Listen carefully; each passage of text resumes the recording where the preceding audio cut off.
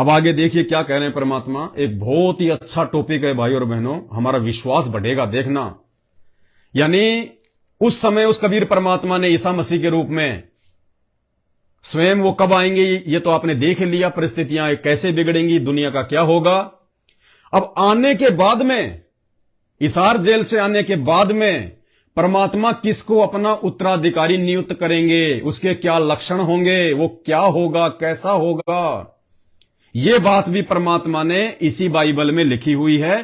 ये वीडियो समाप्त होने के बाद में इन पेजों की फोटो खींच के मैं डिस्क्रिप्शन बॉक्स में डाल दूंगा, क्योंकि मेरा तो फेसबुक पे पेज है पवन दास इज लाइव, फेसबुक पे डिस्क्रिप्शन होता नहीं, इसलिए वीडियो के टाइटल में मैं एक पीडीएफ बना के डाल दूंगा, आप पढ़ लेना।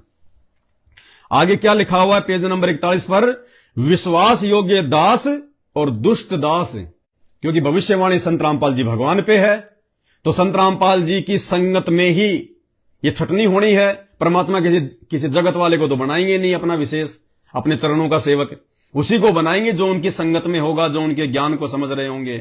तो क्या कह रहे हैं, विश्वास योग्य दास और दुष्ट दास, यानी आने वाले समय में संत रामपाल जी भगवान अपने किन भक्तों को, अपने किस भगत को अपना साम्राज्य सौंपेगा, परमात्मा उसको विश्वास के योग्य उसको पाएगा, उसके हाथों में परमात्मा वो पावर देगा। विश्वास योग्य दास और दुष्ट दास, स्पष्ट लिखा हुआ है। सूरज और धरती टल सकती है, ये वचन नहीं टलेगा। अतः वह विश्वास योग्य और बुद्धिमान दास कौन है, जिसे स्वामी ने अपने नौकर चाकरों पर सरदार ठहराया कि समय पर उन्हें भोजन दे। अब भगत भोजन कहां से देगा, यहां भोजन की बात है, आत्मा की खुराक, आत्मा की खुराक। क्या कह रहे हैं, अतः वह विश्वास योग्य और बुद्धिमान दास कौन है, जिसे स्वामी ने अपने नौकर चाकरों पर सरदार ठहराया। अपने नौकर चाकरों पर सरदार ठहराया, यानी अपने भक्तों पर। जैसे एक क्लास में 100 बच्चे होते हैं तो टीचर उनमें से एक को मॉनिटर बना देता है, यानी अपने नौकर चाकरों के ऊपर सरदार बनाना, मॉनिटर बना देना। अतः वह विश्वास योग्य और बुद्धिमान दास कौन है, जिसे स्वामी ने अपने नौकर चाकरों पर सरदार ठहराया कि समय पे उन्हें भोजन दे, समय पे उनको आत्मा की खुराक दे, समय पे उन भाई बहनों को परमात्मा के विषय में बताए, उनकी महिमा करे। असली भगवान कौन है, वो कागज की फोटो है या हमारे गुरुजी हैं। साध संगतियों के माध्यम से मालिक की आत्माओं को आत्मा की खुराक दे, उनके विश्वास को जो है वो दृढ़ करे, एक परमात्मा की उनको भक्ति बताए, एक के साधे सब सदें। दादा गुरु की भी जो है वो मतलब फोटो हटवा दे, गरीबदास जी की भी फोटो हटवा दे, सारी वो पंडित जो है चिदानंद की फोटो भी हटवा दे, उन सब के जयकारे लगवाना भी हटवा दे, केवल अपने गुरुदेव का जयकारा लगेगा। घर में अपने गुरुदेव की फोटो होगी, गुरुदेव के अलावा किसी से कोई डिमांड नहीं करनी, गुरुदेव का ही हमने जो है प्रकट दिवस मनाना है, ना तो गरीबदास जी का मनाना, ना हमने वो दाढ़ी मूछ वाली फोटो का मनाना। यानी आत्मा की खुराक उस परमेश्वर के आदेश अनुसार। अतः वह विश्वास योग्य और बुद्धिमान दास कौन है, जिसे स्वामी ने अपने नौकर चाकरों पर जो है वो सरदार ठहराया कि समय पे उन्हें भोजन दे। धन्य है वह दास जिसे उसका स्वामी आकर ऐसा ही करता पाए। यानी धन्य है वो भगत, जब उसका गुरु जेल से बाहर आए तब भी उस भगत को ऐसे ही भाई बहनों को समझाता हुआ पाए, ऐसे ही वो अपने भाई बहनों के विश्वास को बढ़ाता रहे, ऐसे ही उनको आने वाले समय की जानकारी देता रहे, उनको बचने के तौर तरीके बताता रहे।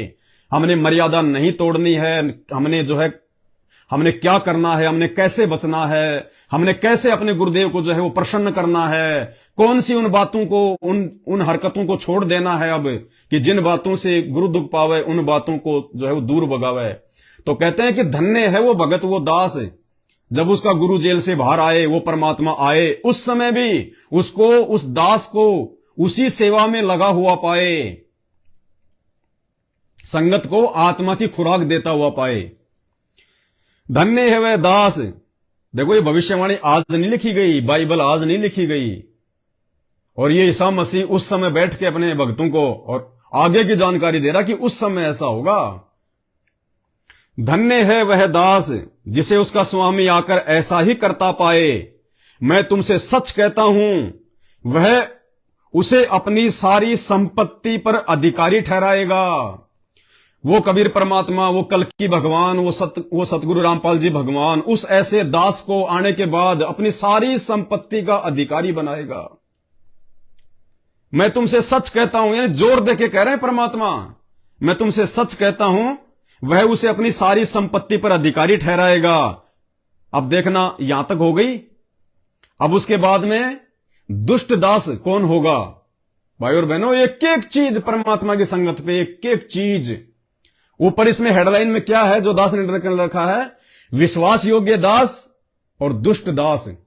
तो विश्वास योग्य दास कौन होगा उसके बारे में तो संकेत दे दिया, समझदार भाई बहन तो समझ गए होंगे। अब दुष्ट दास कौन होगा? अब देखिए उसके बारे में क्या लिखा हुआ है। परंतु यदि वह दुष्ट दास सोचने लगे कि मेरे स्वामी के आने में देर है और अपने साथी दासों को पीटने लगे। पुण्यात्माओं, कितने डंडे मारे इन्होंने दास को, कितनी बार इन्होंने मारने का प्रयास किया। मेरे घर में घुस के मेरे बच्चों को, परमात्मा के बच्चों को रसोई में बंद करके फिर इन्होंने 8-10 लोगों ने, लफंगों ने, इन सारनामियों ने इस दास के ऊपर जानवर की तरह इन्होंने जो है वो डंडे बरसाए थे 2016 में। उसके बाद हम लोग मध्य प्रदेश में गए, विष्णु साहू ने कैसे मेरे को लठू से मारा, और जगह जगह जो सात संगतियां होती हैं कैसे हमारे भाई बहनों को ये पीटते हैं ये लोग। तो ये हैं वो दुष्ट दास। सतलोक आश्रम मैनेजमेंट हरियाणा वाले, गुरुदेव का ये कलयुगी परिवार, ये है वो दुष्ट दास। परंतु यदि वह दुष्ट दास सोचने लगे कि मेरे स्वामी के आने में देर है, इनको डर नहीं है, क्योंकि संत रामपाल जी को डबल उम्र कैद हो चुकी है, आजीवन। अब जिन्होंने भगवान मान लिया उनको तो विश्वास है कि परमात्मा है, ये तो आएगा। अब इन लोगों ने इतना पाखंड क्यों शुरू कर दिया संत रामपाल जी के परिवार वालों ने?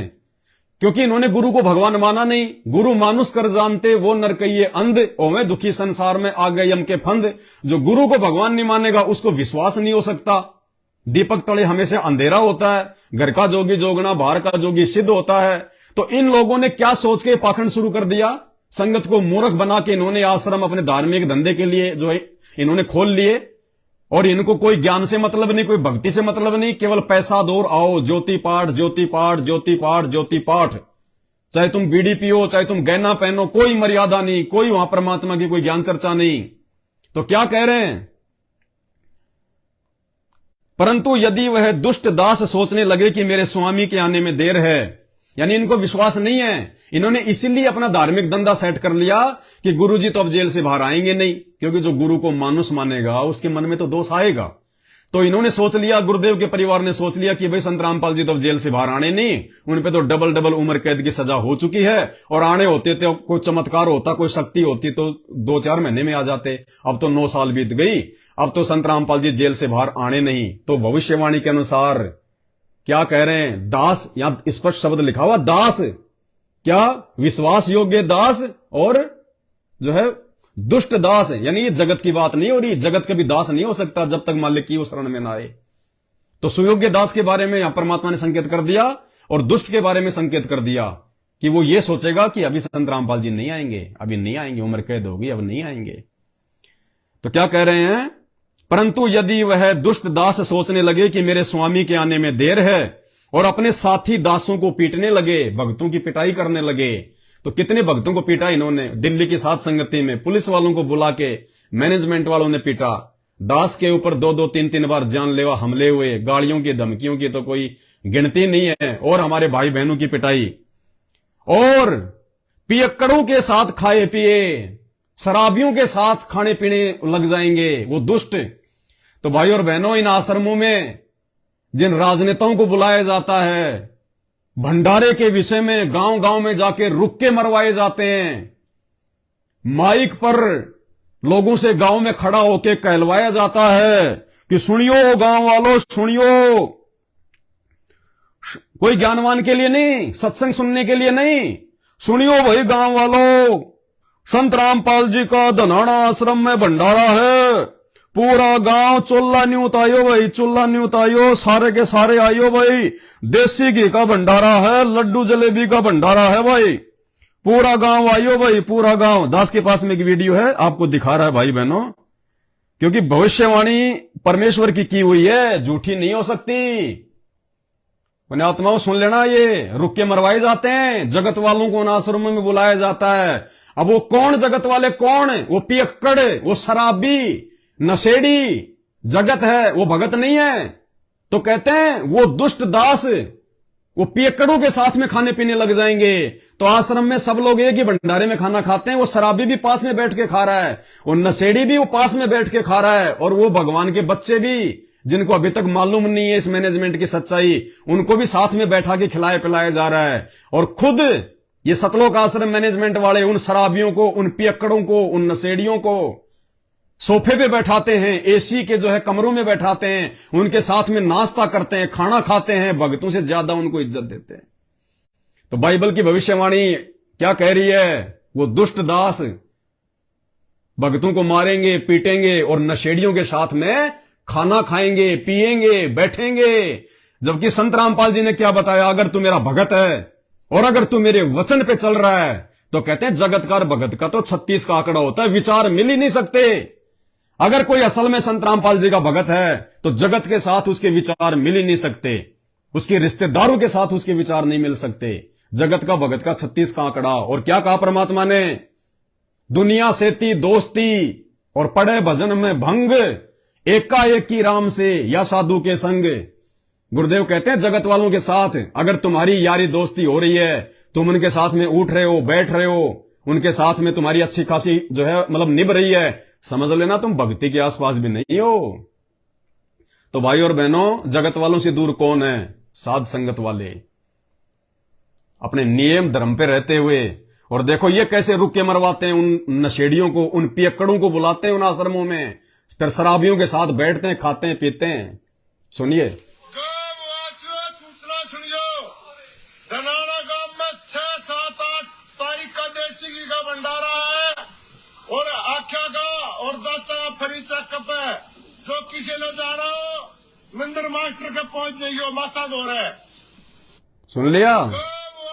सूचना सुनियो, धनाना गांव में 6, 7, 8 तारीख का देसी घी का भंडारा है और आख्या का और दाता फरी चक्कप है।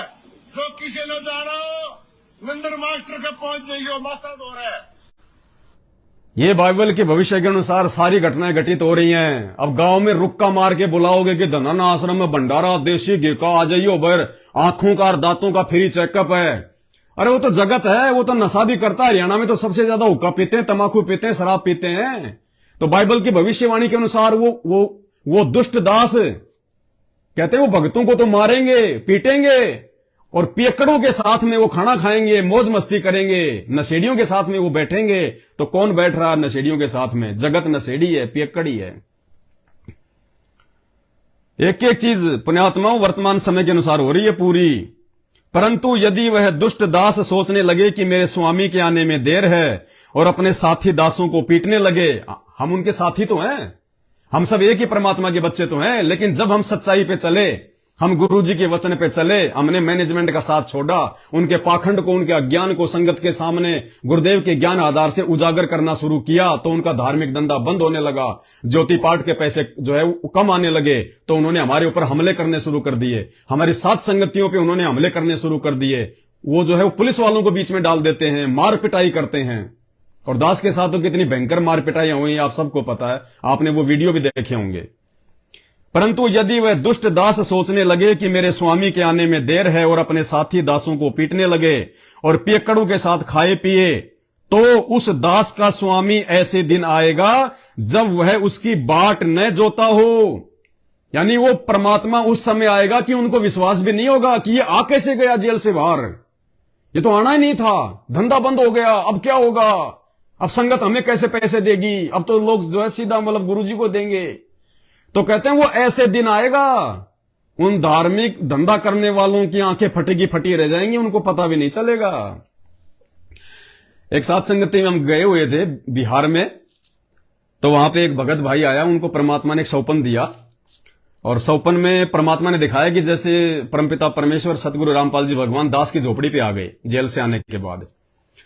अब दास की झोपड़ी पे आ गए, उसके बाद में मैनेजमेंट वालों में अफरा तफरी मच गई और मैनेजमेंट वाले भी आ गए बहुत सारी संख्या में और कहने लगे कि पवन दास ने गुरुजी को किडनैप कर लिया, पवन दास ने गुरुजी को किडनैप कर लिया। अरे पवन दास किसको किडनैप करेगा भाई। परंतु यदि वह दुष्ट दास सोचने लगे कि मेरे स्वामी के आने में देर है और अपने साथी दासों को पीटने लगे और पियक्कड़ों के साथ खाए पिए, इसलिए हम इनका विरोध करते हैं कि मत जाओ उन आश्रमों में, मर्यादा नहीं है, आने वाले समय में मरोगे, परमात्मा नहीं बचाएगा। क्योंकि ये जगत वालों के साथ में दोस्ती कर चुके हैं। अपना धार्मिक धंधा सही प्रकार से जो है वो चलाने के लिए इन्होंने जगत वालों के लिए धनाना गांव में बैडमिंटन का स्टेडियम बना दिया। 30-35 लाख रुपए संगत का इन्होंने बर्बाद कर दिया।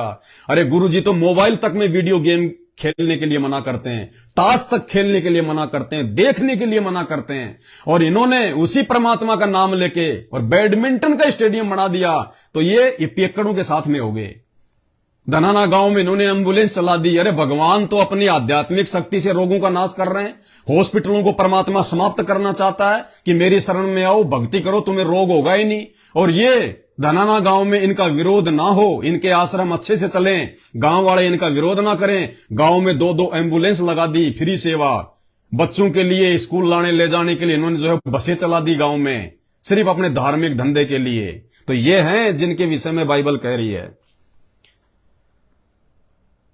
और पियक्कड़ों के साथ खाए पिए, तो उस दास का स्वामी ऐसे दिन आएगा जब वह उसकी बाट न जोता हो, और ऐसी घड़ी जिसे वह न जानता हो, तब वह उसे भारी ताड़ना देगा, उसे बहुत भयंकर जो है वो कष्ट देगा। फिर जो उसने वो कर्म किए, जो बीज बोया है, और उसका भाग कपटियों के साथ ठहराएगा कि तू तो कपटी है, तूने तो अपने स्वार्थ के लिए किया जो भी कुछ किया मेरे इस परमार्थ के मार्ग में। वही रोना और दांत पीसना होगा। उसके बाद में रोते रहेंगे, दांत पीसते रहेंगे, कुछ नहीं बनेगी।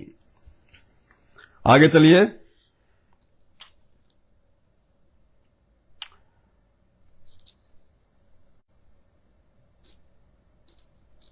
अंत में पेज नंबर 43 पर न्याय का दिन, पुण्यात्मा तोड़ पाड़ दिया, तोड़। देखो, आज से पहले परमात्मा ने दास को प्रेरणा नहीं करी कि मैं बाइबल पढ़ूं, क्योंकि हमें तो परमात्मा के द्वारा लिखी पुस्तकें, उनके सत्संगों से ही फुर्सत नहीं है, उनमें इतना अमृत ज्ञान है, हमें भारी चीजों की आवश्यकता ही नहीं। लेकिन अब ठीक का समय आ गया और आने वाला समय जो है विनाशकारी है। इसलिए जिनको परमात्मा ने चुन लिया साध संगति के माध्यम से, उनको बहुत ज्यादा सावधानी रखनी है। चाहे घर छोड़ना पड़े, चाहे नौकरी छोड़नी पड़े, मर्यादा नहीं तोड़नी तो नहीं तोड़नी, परमात्मा नहीं छोड़ना तो नहीं छोड़ना। इसलिए परमात्मा हमारे विश्वास को और ज्यादा जो है वो दृढ़ कर रहे हैं कि ये जो साध संगति है ना, ये नूह वाला जहाज है, नूह वाला जहाज। जो इस जहाज में जो चढ़ गया, उस नूह की बात को मान के, यानी दास के ऊपर जैसा भी परमात्मा ने टूटा फूटा जो आशीर्वाद दे रखा है, और दास जो 8 साल से भोग रहा है, नहीं तो पुण्यात्माओं कितने आए कितने गए मैनेजमेंट के साथ में ज्ञान आधार से लड़ाई करने वाले, आंधी की तरह आए, लोग तूफान की तरह गए, अपनी नई नई पार्टी बना के अपनी डफली पीट रहे हैं। इस दास को परमात्मा ने 8 साल से अकेला खड़ा कर रखा, अकेला खड़ा। क्या था मेरे पास में? आज आप लोगों को मैनेजमेंट सही है या गलत है, इस चीज के सैकड़ों प्रमाण दे दिए। 9 साल पहले जब दास को परमात्मा ने मैनेजमेंट के खिलाफ खड़ा किया था, मेरे पास में तो एक भी सबूत नहीं था। फिर मैं किस आधार पे खड़ा था? केवल गुरुदेव भगवान के आशीर्वाद के आधार से। आप लोगों के पास तो इतने ऑडियो वीडियो मैनेजमेंट के ये कर्म कुकर्म दुनिया भर के आपके सामने हैं, इसलिए आपको यकीन हो रहा है कि हाँ ये पवन दास सही कह रहा है, साथ संगति सही है। जबकि 9 साल पहले क्या था? गुरुजी का वो वीडियो भी नहीं था जो जेलदास जैसे समय कहा था कि ये समिति मेरी नहीं है, ये गुंडे मेरे नहीं है। वो वीडियो भी दास के पास तो बाद में आया था, जब मध्य प्रदेश में मेरे ऊपर वो लठ पड़ लिए थे। तो दास को तो भगवान ने अपने आशीर्वाद से खड़ा कर रखा है, वरना इस मैनेजमेंट के सामने खड़ा होने की किसी की हिम्मत नहीं है। जिन्होंने जेल तक करवा दी, मार लिया, पीट लिया, हर प्रकार से मेरे को गुरुद्रोही फलाना। और देखो ये कितनी बड़ी मेहर है परमात्मा की, सच्चाई ये होती है। आज कितने ऑडियो वीडियो आ गए, कितने लाइव वीडियो आ रहे हैं जेल से। वीडियो में जो है परमात्मा जो है उन आश्रमों में सबको जो है दर्शन दे रहे हैं, और क्या कह रहे हैं कि वो पवन दास गुरुद्रोही है, गुरुद्रोही है। ये खेल है, परमात्मा की लीला है। हम तो जानते हैं परमात्मा की, मालिक ने जिसको जितनी चोट मारनी होती है, जिसका कोई औजार बनाना होता है। तो कितना बोला जा रहा है। वर्तमान में भी हिसार जेल से जो ऑडियो आ रही है, जो वो सत्संगों वाली, उनमें भी आपको कई बार ये जिक्र मिल जाएगा कि वो गुरुद्रोही, वो गुरु बन गया पवन फलाना, वो गुरुद्रोही है, उसका साथ छोड़ दो, फलाना दिखना। उसके बावजूद भी, क्योंकि परमात्मा जिनको चुन लेता है वही उनको सद्बुद्धि देता है। पुण्यात्मा, ये सारी चीजें सुनने के बाद भी फिर भी आप लोग साथ संगति का साथ नहीं छोड़ रहे। क्यों? क्योंकि परमात्मा ने आपको जो है वो चुन रखा है। अंदर से हिम्मत आपको गुरुजी दे रहे हैं कि बेटा सच्चाई वही है, बाकी मेरे खेल अटपटे हैं। मुझे तो दोनों तरफ से अपने बच्चों को संभाल के रखना है। मैनेजमेंट के पीछे जो आत्माएं जो फंसी पड़ी हैं उनको भी तो संभाल के रखना है। अगर संत रामपाल जी, वो तो अंतर्यामी भगवान है, जब हमें इनके इतने कुकर्मों का पता चल रहा है, दिन रात अखबार में आती है इनकी सारी ये घटनाएं हैं, तो वो तो अंतर्यामी भगवान है, उसको तो वो जो है पल पल का पता है इनकी हरकतों का, ये क्या सोच रहे हैं और ये क्या कर रहे हैं। संत रामपाल जी अगर एक भी ऑडियो वीडियो में ये कह दें कि ये मैनेजमेंट ये गलत है, ये मेरे परिवार वाले गलत कर रहे हैं, मैंने कब कहा कि बैडमिंटन बनाओ? अरे मैं यहां पे भक्ति करवाने आता हूं, रो रो के टाइम पास करो, ताश तक खेलने के लिए मैंने मना कर दिया और तुम ये बैडमिंटन बना रहे हो। इस प्रकार से जो ये राजनीतियां कर रहे हैं, कभी कांग्रेस को वोट, कभी बीजेपी को वोट, खुल के प्रचार प्रसार कर रहे हैं। अगर संत रामपाल जी जरा सा भी इनको धमका दें तो मालिक को पता है कि ये मूर्ख हैं, ये काल के एजेंट हैं। इनके पीछे जो संगत भोली भाली बेचारी जो अभी जुड़ी हुई है, जिनको सच्चाई का नहीं पता, ये संगत को डाइवर्ट कर देंगे। मेरे प्यारे बच्चे जो है ना वो डूब जाएंगे, वो काल के हत्थे चढ़ जाएंगे कि भाई गुरुजी का परिवार ही ऐसा है, गुरुजी को तो अपने परिवार पे विश्वास नहीं है। जब गुरुजी का परिवार ही ऐसा कर रहा है तो फिर क्या है, फलाना दिखना, ये लोग संगत को डुबो देंगे।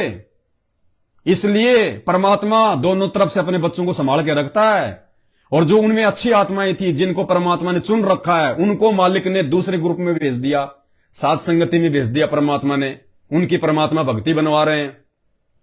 तो ये परमेश्वर के बहुत अटपटे खेल हैं। कहते हैं कबीर का ज्ञान अटपट, झटपट समझ में ना आए, और जिसको झटपट समझ में आ जाए उसकी सारी खटपट मिट जाए। तो ये खेल हैं ये परमात्मा के। अब आप विचार करो, इस दास के खिलाफ खुद गुरुजी हिसार जेल से, गुरुजी ने मेरे ऊपर मुकदमा किया, दास 3 महीने हिसार जेल में रह के आया। उसके बावजूद भी, क्योंकि मुझे तो पता है कि मेरा बाप है और वो ऐसा वो क्यों कर रहा है, क्योंकि कुम्हार होता ना, मटके को बाहर से भले चोट मारता है लेकिन अंदर हाथ भी रखता है। तो ऐसे ही मेरे गुरुदेव भगवान ने, मेरे परमात्मा ने पहले मुझे ज्ञान से 8 साल से 9 साल से मुझे तपाया। परमात्मा ने हर प्रकार की, परमात्मा ने मुझे गरीबी में रखा, लोगों ने मेरा बहिष्कार किया, गुरुद्रोही, एक भी आदमी मेरी शकल तक देखना जो है वो पसंद नहीं करता था। आज भगवान ने लाखों जोड़ दिए साथ संगति में, तो मालिक ने हिम्मत दी। तो दास तो मतलब सारा खेल मालिक का समझ ही रहा था कि क्या है और क्या नहीं है।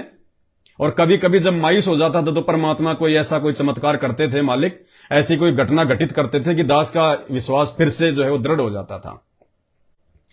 तो कहने का मतलब है दास के खिलाफ, मैनेजमेंट खिलाफ, सांसारिक तौर पे गुरुजी मेरे खिलाफ, संगत मेरे खिलाफ, उसके बावजूद भी आप कई हजारों की संख्या में, यानी हजारों की संख्या में तो भाई बहन बिल्कुल दृढ़ हैं, बाकी लाखों की संख्या में लोग हमारे साथ संगति की वीडियो देख रहे हैं।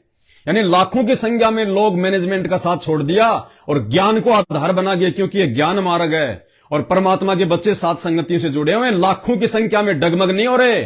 अब आप विचार करो, मेरे खिलाफ तो इतना सब कुछ हो गया, गुरुजी ने मुकदमा करा दिया, गुरुजी ने इतने ऑडियो वीडियो में बोल दिया वो गुरुद्रोही है, जो उसका साथ देगा नाम खंड हो जाएगा।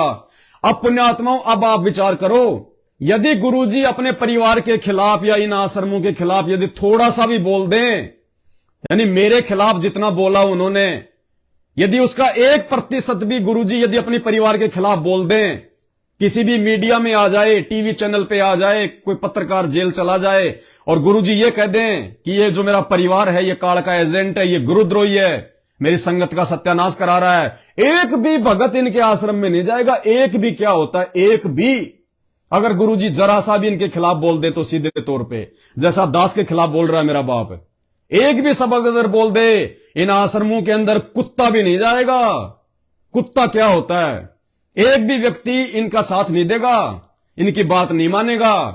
और इधर दास के खिलाफ सब कुछ उल्टा, उसके बावजूद भी लाखों भाई साथ संगति से जुड़े हैं, हजारों की संख्या में भाई बहन जी जान से इस मार्ग को आगे बढ़ा रहे हैं। क्यों?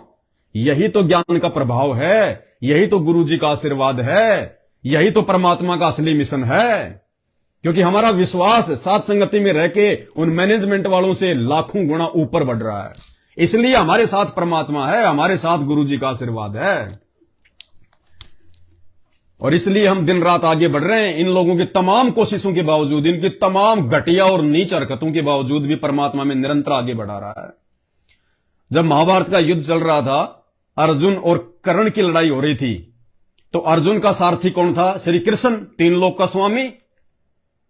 अब अर्जुन क्या करे, जैसे ही उसके रथ पे बाण मारे, अर्जुन कर्ण के रथ पे बाण मारे, तो उसका रथ 7 कदम दूर पीछे हटता, 7 कदम पीछे। और वो कर्ण जब अर्जुन के रथ पे बाण मारे, तो वो मात्र 3 कदम पीछे हटता। तो जैसे ही 3 कदम पीछे रथ हटा अर्जुन का, तो श्री कृष्ण जी जो उसके सारथी बने हुए थे, उसने कहा कि धन्य है कर्ण, तेरे माता पिता धन्य है। अब ये सुन के अर्जुन बड़ा दुखी हुआ। अब युद्ध के क्षेत्र में तो क्या बोले, रात को जब अपने तंबू में गए युद्ध बंद होने के बाद, उसने कहा कि केशव एक बात बताओ, आप उसकी तरफ हो कि मेरी तरफ हो? जब मैं उस कर्ण के रथ पे बाण मारता था तो 7 कदम पीछे जाता था, और वो मारता था तो मात्र 3 कदम जाता था मेरा रथ पीछे, फिर भी तू उसी की महिमा कर रहा है।